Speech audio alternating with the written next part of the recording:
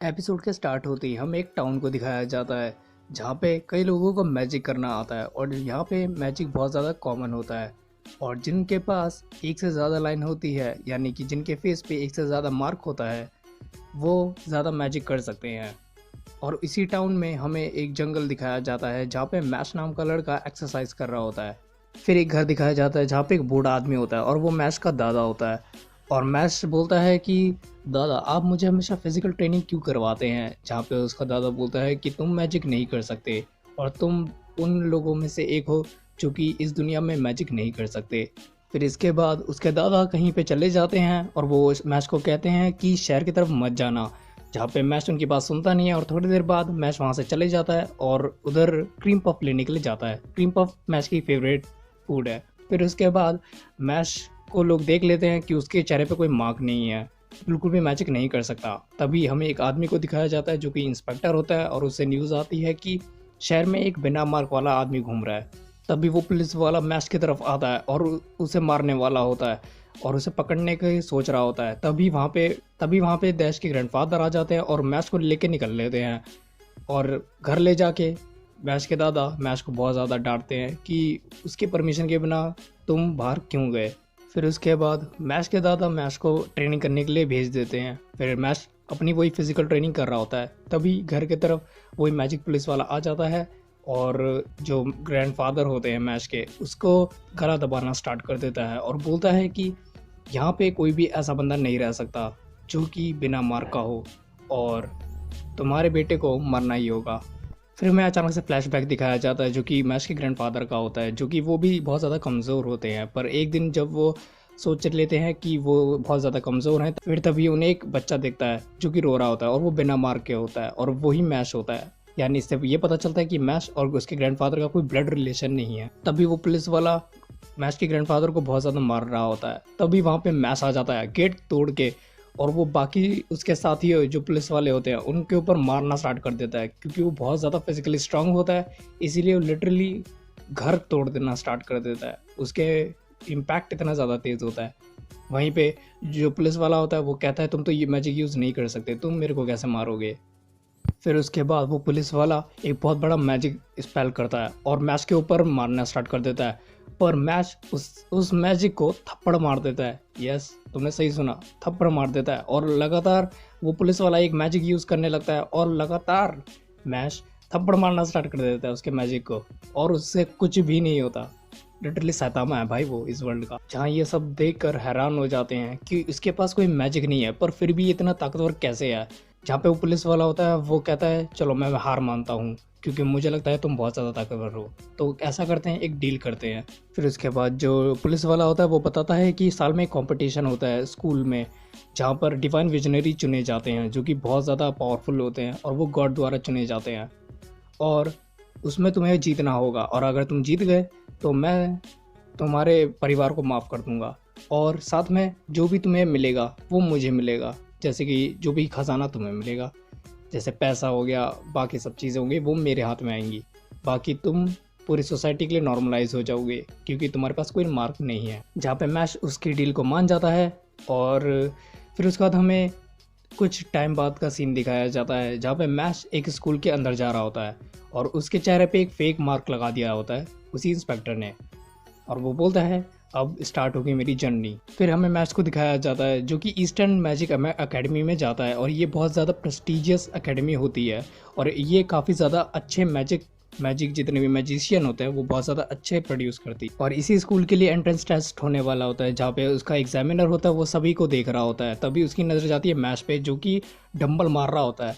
बाकी सारे के सारे तो मैजिक पे ध्यान दे रहे होते हैं पर अकेला मैच ही होता है जो कि डंबल मार रहा होता है। और उस एग्ज़ामिनर का शक्ल बन जाती है कि ये बंदा कौन है। फिर उसके बाद वहीं पे एग्ज़ामिनर आ जाता है और बच्चों से बोलता है कि चलो अब तुम्हारा एग्ज़ाम को स्टार्ट करते हैं। जहाँ पे वो अपनी मैजिक से सीट लेके आ जाता है और शीट और पेंसिल भी लेके आ जाता है और बोलता है चलो जाओ अब तुम्हारा रिटर्न एग्ज़ाम होगा।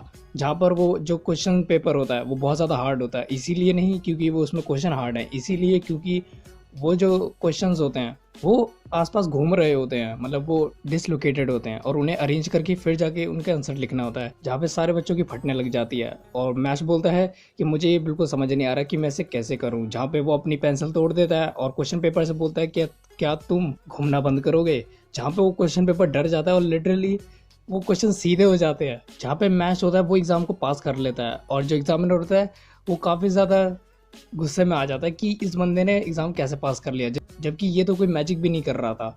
फिर उसी के बाद मैच लगातार कई सारे राउंड को पार कर रहा होता है, जैसे जितने भी सारे फिजिकल होते हैं उनमें से तो बहुत ज़्यादा अच्छे तरीके से कर रहा होता है। फिर तभी वहाँ पे जो एग्जामिनर होता है वो एक मेज़ को निकालता है अपने मैजिक से और बोलता है चलो ये लास्ट राउंड है और ये एक भूल भुलैया है और इसके अंदर बहुत सारे ट्रैप्स हैं और तुम्हें सिर्फ 30 मिनट का टाइम मिलेगा और जो भी इसको कंप्लीट कर लेगा वो एडमिशन ले लेगा। फिर उसके बाद थोड़ी देर बाद का सीन दिखाया जाता है जहाँ पे मैच जा रहा होता है एकदम चिल करते हुए। फिर तभी वहाँ पे एक लड़की मिलती है जिसका नाम लेमन होता है और वो मैच से बोलती है कि क्या तुम मेरी हेल्प करोगे यहाँ से निकलने के लिए, जहाँ पे मैच ज़्यादा कुछ बोलता नहीं है और उसकी हेल्प करना स्टार्ट कर देता है। फिर थोड़ी देर बाद वहाँ पे एक स्फिंक्स आ जाता है और लेमन से पूछता है कि तुम्हें मेरी रीडल का आंसर देना होगा, जहाँ पर जो लेमन होती है वो काफ़ी डरने लगती है कि इसका आंसर मैं कैसे दूँ। तभी वहाँ पर जो स्फिंक्स होता है वो कहता है तुम अगर आंसर नहीं दोगी तो तुम मारी जाओगी। फिर वहीं पे वो जो स्फिंक्स होता है वो लेमन को मारने वाला होता है, तभी वहाँ पे मैश आके उस स्फिंक्स को एक मुक्के में मसल देता है, जहाँ पे जो लेमन होती है वो काफ़ी ज़्यादा शॉक हो जाती है कि उसने सिर्फ एक पंच के अंदर उसको नॉकआउट कर दिया। फिर उसके बाद लेमन और मैश दोनों बाहर निकल रहे होते हैं दीवार तोड़ के। फिर उसके बाद तभी वहाँ पे एक डंबल डोर जैसा दिखने वाला आदमी आ जाता है और वो बोलता है चलो मैं अब यहाँ से इंटरव्यू लेना स्टार्ट कर दूंगा, जहाँ पे वो मैश को एक जगह पर टेलीपोर्ट कर देता है और वो उससे बोलता है कि क्या तुमने एक लड़की को जान बचाई जबकि तुम जानते थे कि उससे टाइम वेस्ट होगा और तुम हार जाओगे। जहाँ पे मैच बोलता है कि हाँ मैंने एक लड़की की जान बचाई, जहाँ पे वो डंबल डोर जैसा दिखने वाला आदमी बोलता है कि तुम बिल्कुल भी सोचते नहीं हो कोई भी डिसीजन लेने से पहले, यानी कि ये तुम्हारी कमज़ोरी भी बन सकती है। जहाँ पे जो वेलबर्ग होता है वो बोलता है कि चलो ठीक है मैं तुम्हें पास कर देता हूँ इस इंटरव्यू से। वहाँ जहाँ पर मैच उस इंटरव्यू को पास कर लेता है और उसका एडमिशन इस एकेडमी में हो जाता है। फिर तभी पहली क्लास होती है और मैच बैठा हुआ होता है और तभी वहाँ पे फिन नाम का लड़का मिलता है। फिर थोड़ी देर बाद जब ये दोनों रूम के अंदर जाते हैं जहाँ मैच फिन से बोलता है कि इधर डिवाइन विजनरी कैसे बन सकते हैं, जहाँ पे फिन बताता है कि जो भी तुम कुछ भी काम करोगे उससे तुम्हें कॉइन्स मिलेंगे और उन कॉइन्स को इकट्ठा करने के बाद अब तुम्हें सेमेस्टर में भी पास होना होगा। अगर तुम सेमेस्टर में पास हो गए तो तुम धीरे धीरे आगे बढ़ते जाओगे और तुम डिवाइन विजनरी बन जाओगे। जहाँ पे जो मैच होता है उसकी फटने लगती है कि भाई इतना सारा काम कैसे करूँगा मैं, पर फिर भी वो चिल हो जाता है और बोलता है चलो क्रीम पफ खाते हैं। फिर तभी नेक्स्ट क्लास का हमें सीन दिखाते हैं जहाँ पे फ्लाइंग क्लास होती है वही झाड़ू वाली।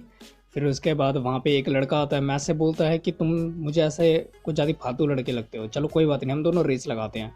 जहाँ पे जो टीचर होती है वो भी इनकी बात मान जाती है रेस लगाने वाली। फिर उसके बाद ये दोनों रेस लगाते हैं और मैच सिर्फ अपनी दम की मदद से, मतलब लिटरली वो अपने सिर्फ फिजिकल पावर की मदद से इतनी तेज़ उड़ता है कि तुम सोच भी नहीं सकते और वो फिनिश लाइन पे पहुंच भी जाता है जब तक वो जो दूसरा लड़का होता है वो स्टार्ट भी नहीं किया होता है। जहाँ पे जो टीचर होती है वो बौखला जाती है और बोलती है वर्ल्ड रिकॉर्ड बना दिया है वे। फिर तभी जहाँ पर सब बच्चे बहुत ज़्यादा हैरान होते हैं कि मैच ने ये कैसे कर दिया, तभी वहाँ पे एक पीले बाल वाला लड़का आता है जिसका नाम कैविल होता है और वो बोलता है कि चलो कोई बात नहीं तुम तो ये जीत गए, चलो कोई बात नहीं थोड़ी देर बाद हम लोग ग्राउंड में मिलेंगे। जहाँ पे थोड़ी देर बाद का सीन दिखाते हैं। फिर उसके बाद मैश और फिन दोनों एक साथ जा रहे होते हैं और मैश बोलता है कि वो पीले बाल वाला लड़का कौन था, जहाँ पे जो फिन होता है वो बोलता है कि ब्यूरो ऑफ मैजिक के एक मेंबर का बेटा है और ब्यूरो ऑफ मैजिक के खिलाफ जाना यानी मतलब तुम अपने मौत को दावत देना, वो बहुत बड़ी ऑर्गेनाइजेशन है इस पूरे वर्ल्ड की। फिर उसके बाद जो केविल होता है वो मैच से मिलता है और बोलता है कि अगर तुम मेरा काम करना स्टार्ट कर दोगे जैसे कि बुक उठाना, मेरे जूते साफ करना, तो मैं तुम्हारी वाइस प्रिंसिपल से बात कराऊंगा और तुम्हें इस एकेडमी का टॉप स्टूडेंट बनवाऊंगा। जहाँ पे जो मैच होता है वो भोला भाला होता है और उसकी बातों में आ जाता है। जहाँ पे कुछ दिन बाद ये मैच इसके काम कर रहा होता है। फिर तभी जो केविल होता है वो फिन को परेशान कर रहा होता है, बुली कर रहा होता है। तभी वहाँ पे मैच आ जाता है और देखता है कि ये सब क्या हो रहा है। जहाँ पे जो फिन होता है वो रोने लगता है और बोलता है कि इसने मेरे से और भी काम करवाए थे, अब ये तुम्हारे से करवा रहा है। जहाँ पे जो मैच होता है वो काफ़ी ज़्यादा गुस्से में आ जाता है और जो केविल होता है उसके बाल पकड़ के उसको नीचे ज़मीन पे दे मारता है और सब लोग वहाँ पे शॉक हो जाते हैं जो भी खड़े हुए होते हैं उसके चमचे। जहाँ पे जब फिन होता है वो बोलता है कि मैश रुक जाओ, उसे मत मारो क्योंकि वो बहुत ज़्यादा हाई लेवल का आदमी है जहाँ पे मैच उसकी बात नहीं सुनता और उसे मारना स्टार्ट कर देता है। फिर नेक्स्ट डे का सीन दिखाते हैं जहाँ पे हमें कोर्ट रूम का सीन दिखाया जाता है, जहाँ पे वेलबर्ग होता है और वो मैच से बोलता है कि तुमने उस लड़के को मारा, ये गलत था। जहाँ पे वेलबर्ग बताता है मैच को कि तुमने गलत जगह पंखे ले लिए हैं, क्योंकि जो ब्यूरो ऑफ मैजिक है वो बहुत ज़्यादा पावरफुल लोग हैं और वो तुम्हें ख़त्म कर देंगे इस चीज़ की वजह से। जहाँ पे मैच ज़्यादा कुछ बोलता नहीं है और जो वेलबर्ग होता है वो बोलता है कि मुझे इससे फ़र्क नहीं पड़ता कि कैसे हायरार्की चल रही है, लेकिन मेरे हिसाब से इस दुनिया को एक ऐसे ही लोगों की ज़रूरत है जो कि जहाँ पे गलत के खिलाफ आवाज़ उठाए, और मुझे वो तुम में दिखता है। जहाँ पे जो मैच होता है वो कुछ समझ नहीं पा रहा होता और जो वेलबर्ग होता है वो बोलता है कि मैं इस प्रस्ताव को जला रहा हूँ, और उसके बाद जो वेलबर्ग होता है वो मैच को क्लीन चिट दे देता है और बोलता है चलो तुम जाओ पढ़ाई करो, तुम्हें कुछ नहीं होगा। फिर उसके बाद नेक्स्ट डे का सीन दिखाते हैं जहाँ पे एक बंदा आता है और वो मैच से बोलता है कि हे मैंने तुम्हारा नाम काफ़ी ज़्यादा सुना है, क्या तुम मेरे साथ एक डुएल मैच में काम करोगे। जहाँ पे जो मैच होता है वो ज़्यादा समझ नहीं पा रहा होता पर फिर भी वो हाँ कह देता है, और ये जो डुएल मैच होता है वो बिल्कुल वैसा मैच होता है जो कि तुमने हैरी पॉटर की मूवीज़ में देखा होगा। फिर उसके बाद हमें थोड़ी देर बाद का सीन दिखाते हैं जहाँ पे एडलर वर्सेस लैंडॉम का स्टार्ट हो जाता है मैच, और यहाँ पे जो मैच होता है वो झाड़ू पे उड़ नहीं पा रहा होता क्योंकि ऑफ कोर्स भाई उसके पास मैजिक नहीं है, पर फिर भी वो कोशिश करता है कि मैं उड़ूँ या ना उड़ूँ। पर जो जो अंडरडॉम होता है उसके जो पॉइंट्स होते हैं वो गिरने लगते हैं क्योंकि जो अपोनेंट वाली टीम होती है वो बहुत ज़्यादा स्कोर करने लगती है, जहाँ पे हर कोई सोच रहा होता है कि अब कैसे ये लोग जीत पाएंगे। जहाँ पे जो वही लड़का होता है वो मैच को रूल समझाता है कि हमें कैसे स्कोर करना है। फिर उसके बाद टीम जो अपोनेंट टीम होती है वो तो काफ़ी ज़्यादा स्कोर कर ही रही होती है, पर तभी वहाँ पे जो लोग होते हैं जो मैच की टीम वाले होते हैं वो कहते हैं मैच को और मोटिवेट करते हैं कि भाई तुम जाओ हमारी मदद करो।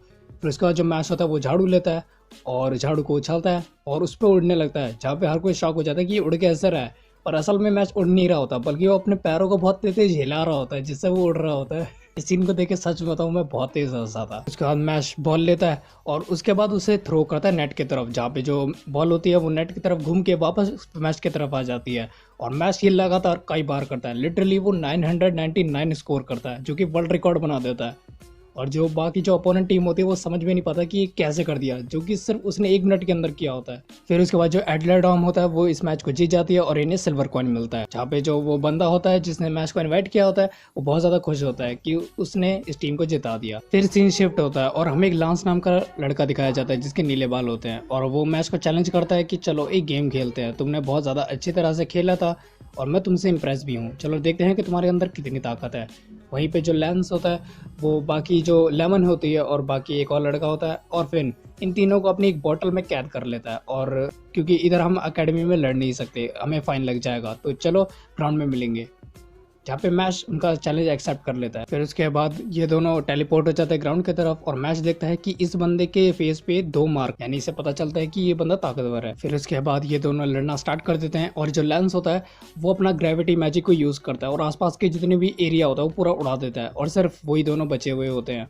जहाँ पे जो लांस होता है वो अपनी मैजिक का यूज़ करके जो मैच होता है उसको नीचे दबाना स्टार्ट कर देता है, पर जो मैच होता है वो अपना हाथ ज़मीन के अंदर डालता है और लिटरली जो पेड़ों की जड़ें होती हैं उसको उखाड़ लेता है, और उसके बाद वो उस पर लांस पे मारता है। फिर उसके बाद ये दोनों लड़ ही रहे होते हैं, तभी लांस बोलता है कि चलो ये बताओ कि तुम्हारे हिसाब से इस दुनिया में सबसे इम्पोर्टेंट चीज़ क्या है। जहाँ पे जो मैच होता है वो बोलता है क्रीम पफ्स, जहाँ पे जो लांस होता है उसका मुंह बन जाता है, और उसके बाद बोलता है कि नहीं मेरी छोटी बहन, जहाँ पे मैच का भी मुंह बन जाता है कि ये बंदा बोल क्या रहा है। फिर तभी उसके बाद जो लांस होता है वो जो बॉटल होता है उसको नीचे फेंक देता है खाई से, और वो सोचता है कि मैच अब इनको नहीं बचा पाएगा क्योंकि उसके अंदर उसके तीनों दोस्त होते हैं। फिर उसके बाद जो मैच होता है वो उस बॉटल को इतनी तेज़ नीचे जाके पकड़ लेता है कि तुम सोच भी नहीं सकते भाई, सच में। और लांस का भी शक्ल बन जाती है कि भाई ये बंदे ने कैसे कर लिया।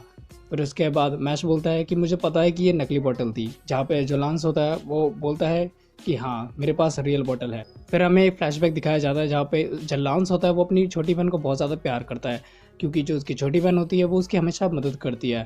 फिर उसके बाद हमें दिखाया जाता है कि जो उसकी छोटी बहन होती है वो एक बार बीमार पड़ जाती है और उसके जो पेरेंट्स होते हैं वो बोलते हैं कि उसे एक ऐसी बीमारी हुई है जिससे उसका जो मार्क है वो मिटने लग जाएगा और हमें उसे गवर्नमेंट को सौंपना होगा। जहाँ पे जो लांस होता है वो बोलता है कि मैं ऐसा नहीं करने दे सकता, मैं एक डिवाइन विजनरी बनूंगा और इस बेकार से रूल को ख़त्म कर दूंगा। फिर उसके बाद जो लांस होता है वो मैच से इम्प्रेस होता है और बोलता है चलो मैं तुम्हें सिल्वर कॉइन देने को तैयार हूँ। जहाँ पे जो लेंस होता है उसके बाद 2 सिल्वर कॉइन होते हैं और उनमें से वो एक सिल्वर कॉइन मैच को दे देता है। फिर नेक्स्ट डे का सीन दिखाते हैं जहाँ पे जो फिन होता है वो बहुत ज़्यादा बौखला रहा होता है कि भाई अब कैसे करेंगे, क्योंकि उसका एक असाइनमेंट बाकी होता है, पोशन असाइनमेंट।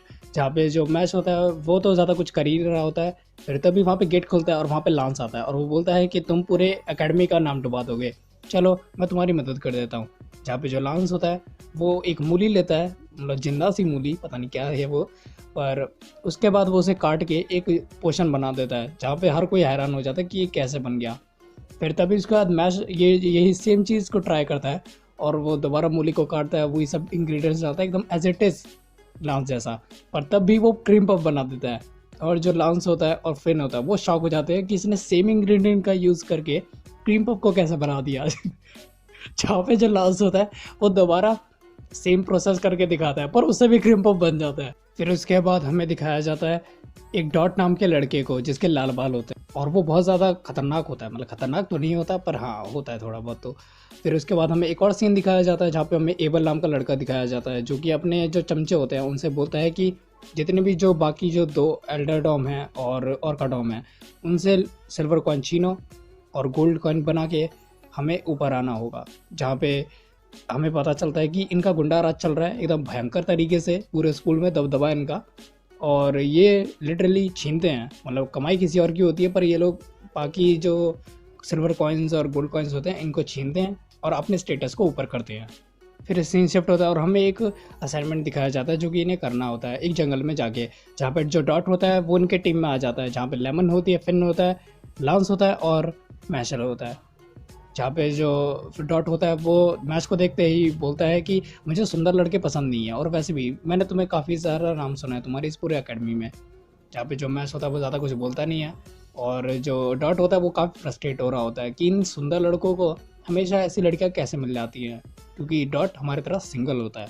फिर तभी वहाँ एक टीचर आता है और वो बोलता है कि इधर इस जो जंगल है इसमें एक स्कॉर्पियन घूम रहे हैं, 2 टाइप के, जिनके सर पे एक ट्रायंगल टाइप का डायमंड होगा और एक के पास स्क्वायर टाइप का होगा, पर एक ऐसा भी होगा जिसमें स्टार शेप का भी होगा। फिर तभी वहाँ पे सिल्वा नाम का लड़का आता है और वो मैच से ज़्यादा पंगे ले रहा होता है।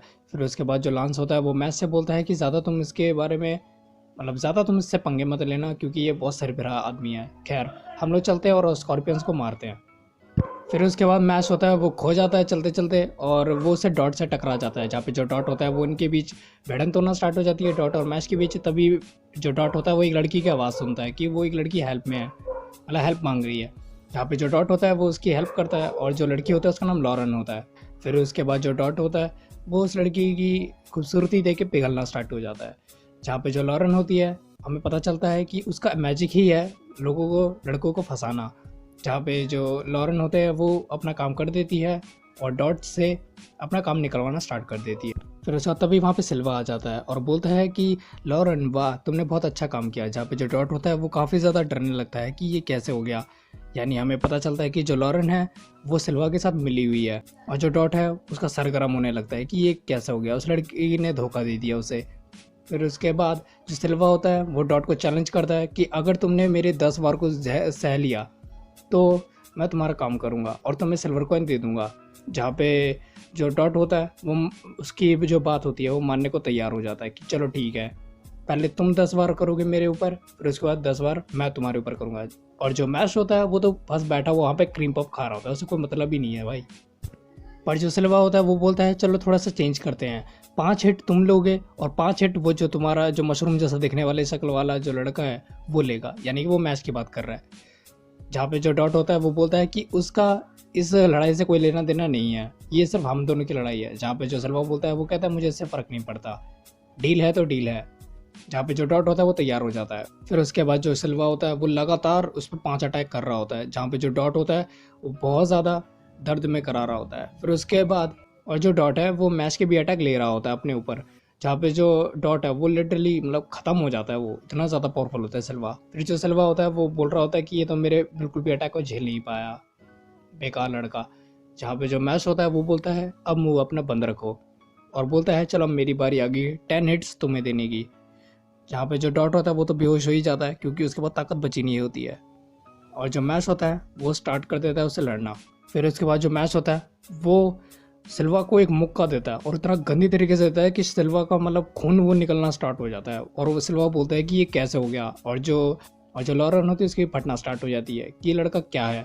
और जो मैश होता है वो दोबारा उसे हिट मारता है और सिल्वा ऑलमोस्ट बेहोश होना स्टार्ट हो जाता है और वो बोलता है कि मेरे से अब झेला नहीं जा रहा, एक और हिट लिया तो मैं मर जाऊंगा। जहाँ पे जो मैश होता है वो कहता है कि तुम चाहो तो इधर ही लड़ाई को रोक सकते हो। जहाँ पे जो सिल्वा होता है वो हार मान जाता है और उसे एक सिल्वर कॉइन देता है। और तभी वहाँ पे एक स्कॉर्पियन आ जाता है और जो मैश होता है वो इतना ज़्यादा मतलब चिल आदमी होता है कि उसे सिर्फ एक मुक्के में हरा देता है और उसका जो कॉइन होता है जो कि उस स्कॉर्पियन के सर पे लगा होता है वो उसे निकाल लेता है। फिर उसके बाद जो मैश होता है वो लॉरेन के पास जाता है और जो लॉरेन होती है वो रोना स्टार्ट कर देती है कि ये सिल्वा तो हार गया। जहाँ पे जो अपने वो मगरमच्छ के आंसू होते हैं वो बहाना स्टार्ट कर देती है और सोचती है कि मैच तो पिघल जाएगा। यहाँ पे जो मैच होता है वो उसे पीछे से पकड़ता है और बोलता है तुम्हें कुछ नहीं होगा। और तभी वहाँ पे जो मैच होता है वो उसे सुप्लेक्स मार देता है। Bro is sigma male. फिर उसके बाद लांस, फिन, लेमन और डॉट ये मैच से मिल जाते हैं और बोलते हैं कि अरे वाह तुम जिंदा हो। जहाँ पे जो मैच होता है वो तो उससे तो कोई फर्क ही नहीं पड़ रहा होता और जो लॉरेन होती है और जो सिल्वा होता है वो तो भाग ही जाते हैं। फिर उसके बाद जो सिल्वा होता है वो दोबारा एबल के पास जाता है और जो एबल होता है बहुत ज़्यादा गुस्से में होता है और बोलता है क्या क्या तुम एक सिल्वर कॉइन नहीं लेके आ पाए। जहाँ पे जो सिल्वा होता है वो माफ़ी मांग रहा होता है तभी वहीं पे जो एबल होता है वो उसे डॉल में बदल देता है और बोलता है कि ये एक डिसअपॉइंटमेंट है। फिर उसके बाद सीन शिफ्ट होता है और हमें दिखाया जाता है कि जो लांस होता है और जो डॉट होता है वो दोनों एक दूसरे को घूर रहे होते हैं और जो डॉट है वो मन ही मन सोच रहा होता है कि लांस इतना हैंडसम क्यों दिखता है, इसके चक्कर में जितनी भी लड़कियां होंगी वो उसकी तरफ अट्रैक्ट होंगी ना कि मेरे तरफ। फिर उसके बाद उधर तभी लेमन आ जाती है और वो बताती है कि मैं तुम्हें बताती हूँ कि 3 डॉम्स हैं उनमें से सबसे ज़्यादा किसके पास है गोल्ड कॉइन्स। जहाँ पे जो लेमन होती है वो बताती है कि लैंडोम के पास सबसे ज़्यादा गोल्ड कॉइन्स है करीब 15 और बाकी जितने भी जो डॉम हैं जैसे कि ऑर्काडॉम और एडलर डॉम उनके पास सिर्फ एक एक गोल्ड कॉइन है। जहाँ लेमन बताती है कि जो लैंडोम है वो बाकी जितने भी डॉम होते हैं उनसे गोल्ड कॉइन छीनती है और जो ऑर्काडॉम है वो तो रिसर्च में काम करती है तो इसलिए वो डिवाइन विजनरी नहीं बनना चाहते। अब बचता है एडलर डॉम, तो अब हमें ये कुछ करना होगा। फिर उसके बाद हमें दिखाया जाता है कि जो मैच होता है उसे एक आउल के घर को साफ करना होता है। तभी वहाँ पे लेंस उसकी मदद करने के लिए आता है और बोलता है तुम्हारे पास गोल्ड कॉइन है तो हो सकता है कि जो लैंड डॉम वाले हों वो तुम्हारे गोल्ड कॉइन छीनने के लिए आए, इसलिए मैं तुम्हारी हेल्प करूँगा। फिर उसके बाद हमें दिखाया जाता है कि वहीं पे जो एबल के मेंबर्स होते हैं, एबल के जो गैंग होती है उसके जो मेंबर्स होते हैं वो उसी आउल के घर में आ जाते हैं जहाँ पे मैश और लांस होते हैं। फिर ये दोनों मैश और उस पर लांस पे हमला करना स्टार्ट कर देते हैं। फिर उसके बाद ये दोनों होते हैं वो बोलते हैं कि हम भी अपना गोल्ड कॉइन दाव पे लगाएंगे, अगर जो भी हम में से जीतेगा उसे गोल्ड कॉइन मिल जाएगा। फिर उसके बाद ये दोनों स्टार्ट हो जाते हैं। फिर उसके बाद उनमें से जो दूसरा वाला होता है वो एक शार्क जैसा बन जाता है और वो धरती में से पानी लेके आ जाता है और उसके अंदर डूब जाता है और मैश को भी डुबा देता है। जहाँ पे जो मैश होता है वो तो आसानी से बच जाता है और उसे मुक्का मार के वापस बाहर आ जाता है, पर जो लांस होता है वो दूसरे वाले बंदे से लड़ते लड़ते थक जाता है क्योंकि वो बहुत ज़्यादा पावरफुल होता है, पर एट द एंड लांस उससे जीत जाता है। फिर उसके बाद जो लांस होता है वो मैच जीत का जश्न बना ही रहे होते हैं तभी वहाँ पे एक और बंदा आ जाता है जिसका नाम एबिस होता है और वो बोलता है कि मैं लड़ने नहीं आया, मैं तो बस अपने 2 साथियों को वापस लेने आया हूँ। जहाँ पे जो एबिस होता है उसकी स्पीड बहुत ज़्यादा फास्ट होती है, लिटरली बहुत ज़्यादा फास्ट, जहाँ वो अपने साथियों को लेके वहाँ से भाग भी जाता है और जो लांस होता है और मैच को उन्हें पता भी नहीं चलता। फिर नेक्स्ट डे का सीन दिखाता है जहाँ पे जो लांस होता है वो मैच से बोलता है कि जो लैंड डॉम है उनकी लोकेशन को छुपा के रखी जाती है इस पूरे अकेडमी में, इसीलिए ताकि जो अलग अलग अकेडमी है उनके बीच कंपटीशन ना हो, मतलब किसी भी लेवल का झगड़ा ना हो।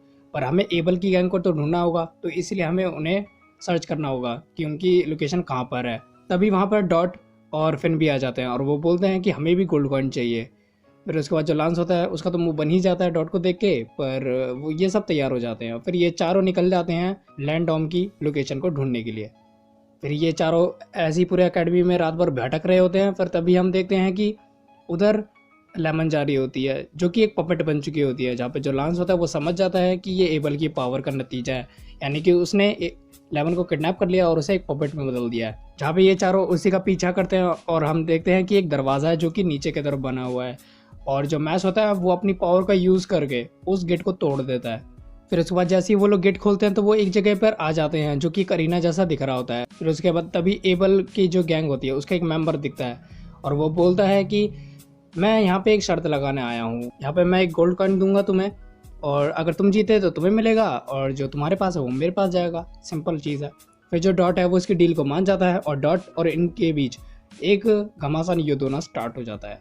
युद्ध तो नहीं होता पर हाँ लड़ाई ज़रूर होती है। उसके बाद जो डॉट होता है वो बोलता है कि मुझे हैंडसम लड़कों से चिढ़ है और तुम उन्हीं में से एक हो।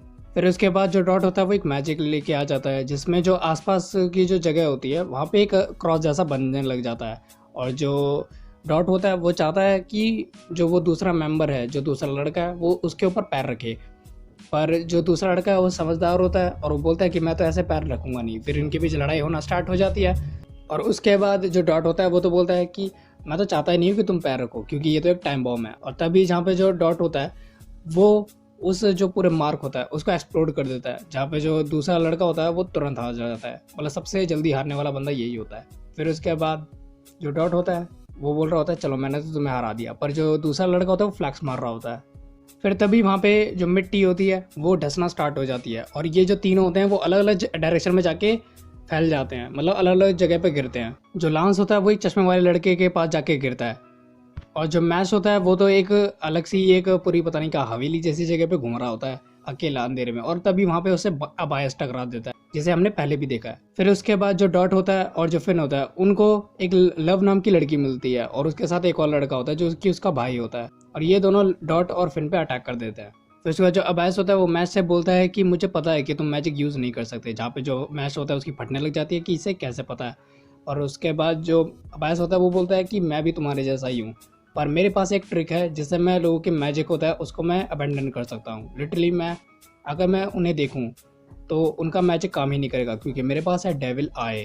फिर उसके बाद सीन शिफ्ट होता है और हमें दोबारा लांस और उसी चश्मे वाले लड़के की फाइट दिखाई जाती है जो कि काफ़ी देर से लड़ रहे होते हैं, जहाँ पे जो लांस होता है वो काफ़ी ज़्यादा अपर हैंड रख रहा होता है और वो बोलता है कि मुझे इससे फ़र्क नहीं पड़ता कि तुम क्या से और क्यों काम करते हो उसके लिए, पर इतना मैं कहता हूँ कि तुम भी एक डिसअपॉइंटमेंट आदमी हो। और वो वहाँ से कह के लिटरली चला जाता है। फिर दोबारा सीन शिफ्ट हो जाता है अबायस और मैच की तरफ, जहाँ पे ये दोनों लड़ना स्टार्ट हो जाते हैं।